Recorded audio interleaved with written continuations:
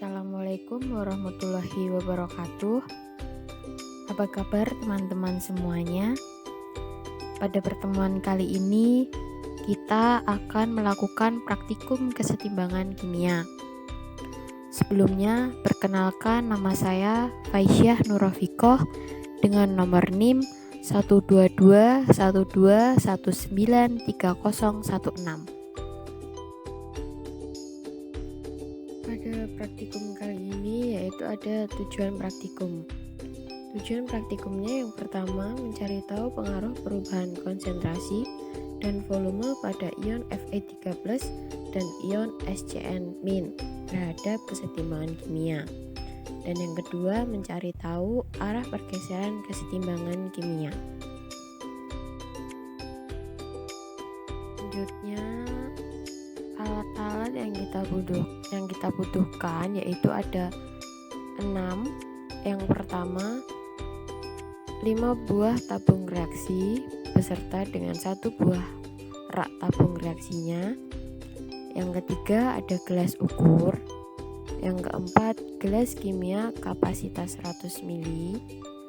Yang kelima ada pipet tetes. Dan yang keenam ada spatula. Selanjutnya kita masuk ke dalam bahan-bahan. Bahan-bahan yang kita gunakan yaitu ada 4. Yang pertama, larutan KSCN atau kalium tiocyanat dengan konsentrasi 1 mol. Yang kedua, larutan FeCl3 atau besi 3 klorida dengan konsentrasi 1 mol. Yang ketiga, kristal Na2HPO4 atau natrium hidrogen fosfat dengan konsentrasi 1 mol pula. Dan yang terakhir ada Aquades atau H2O. Selanjutnya kita akan melakukan dengan prosedur atau langkah kerja. Yang pertama, tuangkan 50 ml Aquades ke dalam gelas kimia. Yang kedua, tambahkan 20 tetes FeCl dengan konsentrasi 1 mol. Di sini larutan FeCl yang berwarna coklat ya.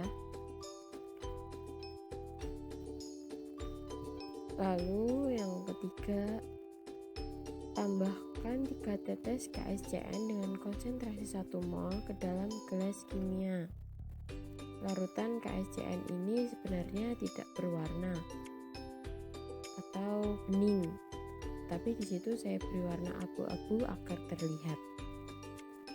Dan yang ketiga, aduk larutan yang sudah kita campurkan tadi supaya menjadi homogen dan bisa dilihat hasilnya menjadi berwarna merah. Selanjutnya, setelah semua larutan tercampur menjadi homogen, larutan yang tadi kita campurkan, larutan FeCl dengan KSCN, itu kita bagi ke dalam 5 tabung reaksi dengan masing-masing sebanyak 10 ml. Kita ukur dulu terlebih dahulu dengan gelas ukur sebanyak 10 ml. Nah, jika sudah 10 ml, kita ambil menggunakan pipet tetes, kita masukkan ke dalam tabung reaksi sebanyak 5 buah. Nah, jika sudah, beri tabel nama pada setiap tabung reaksi dengan urutan nama tabung reaksi 1, 2, 3, 4, dan 5.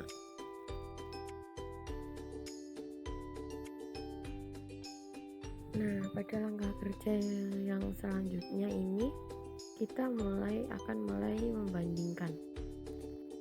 Kita ambil dulu 1 tabung reaksi dengan label nama nomor 1, kita gunakan sebagai pembanding. Lalu pada tabung reaksi nomor 2 ini kita tambahkan 1 tetes KSCN dengan konsentrasi 1 mol. Nah, sudah. Lalu pada tabung nomor 3 tambahkan pula 1 tetes FeCl konsentrasi 1 mol. Nah, bisa dilihat ya perbedaannya antara tabung 1, 2, dan yang ketiga. Bandingkan apa yang terjadi pada setiap tabung tersebut. Ya, betul sekali. Yang terjadi yaitu terdapat perubahan warna antara tabung 1, 2, dan 3. Pada tabung 1 warnanya semula merah cerah, lalu pada tabung 2 menjadi merah tua dan lebih pekat. Lalu yang ketiga, merahnya itu lebih pudar tetapi tidak secerah tabung reaksi nomor 1. Nah, mengapa hal itu bisa terjadi? Nah, pembahasannya yang pertama, pada tabung kedua saat diberi larutan KSCN, perubahan warna menjadi warna merah pekat. Itu menunjukkan kesetimbangan bergeser ke kanan, yaitu ke arah zat yang tidak ditambah. Mengapa? Karena KSCN menyebabkan konsentrasi SCN bertambah. Lalu berikutnya, pada tabung ketiga, perubahan warna saat diberi larutan FeCl menjadi warna merah, tetapi tidak sepekat tabung reaksi yang kedua dan tidak secerah pula tabung reaksi yang pertama. Nah, mengapa? Hal itu disebabkan oleh konsentrasi Fe3+ yang bertambah.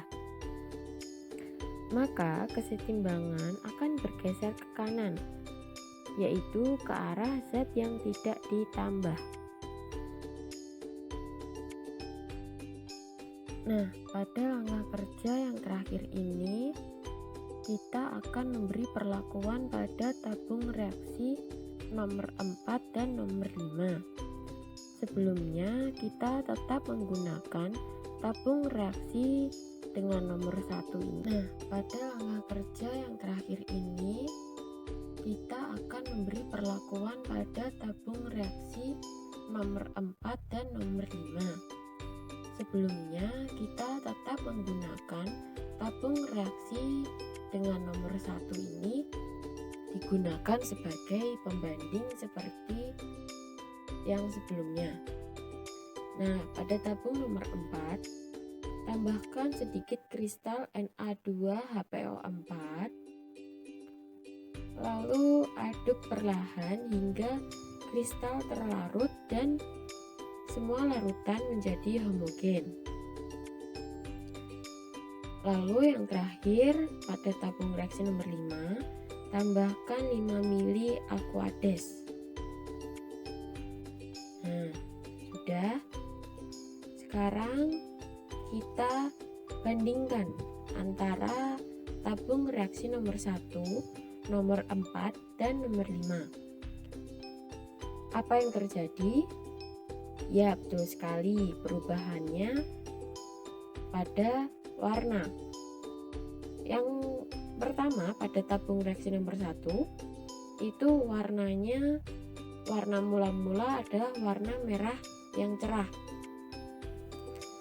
Lalu pada tabung reaksi nomor 4 ini menjadi warna putih keabu-abuan.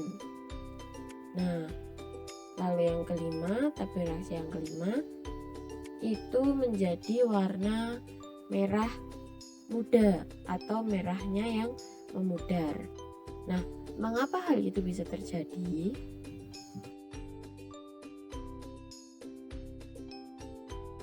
Nah, pembahasannya yang pertama, pada tabung reaksi yang keempat, saat diberi bubuk Na2HPO4, perubahan warnanya menjadi putih keabu-abuan. Mengapa itu? Karena Na2HPO4 mengikat Fe3+, sehingga konsentrasi Fe3+ berkurang. Oleh karena itu, kesetimbangan akan bergeser ke kiri, yaitu ke arah zat yang dikurangi. Lalu pembahasan yang kedua, pada tabung reaksi nomor 5 ini, Perubahan warna saat diberi larutan Aquades atau H2O menjadi merah muda atau merah bening. Hal itu terjadi karena penambahan air menyebabkan volume bertambah, sehingga kesetimbangan akan bergeser ke kiri, yaitu ke arah zat yang mempunyai koefisien lebih besar. Nah, sudah selesai praktikum kita kali ini.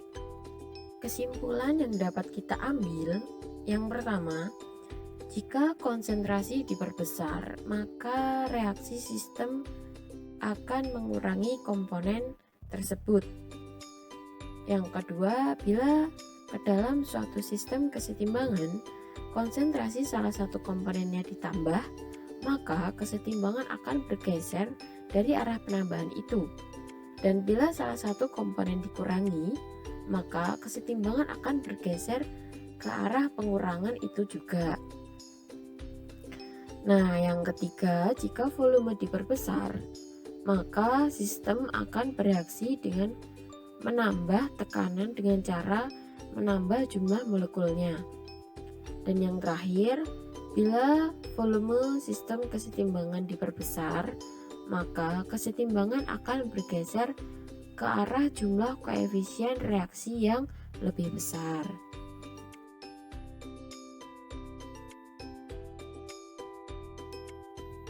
Nah, sudah berakhir praktikum kita kali ini.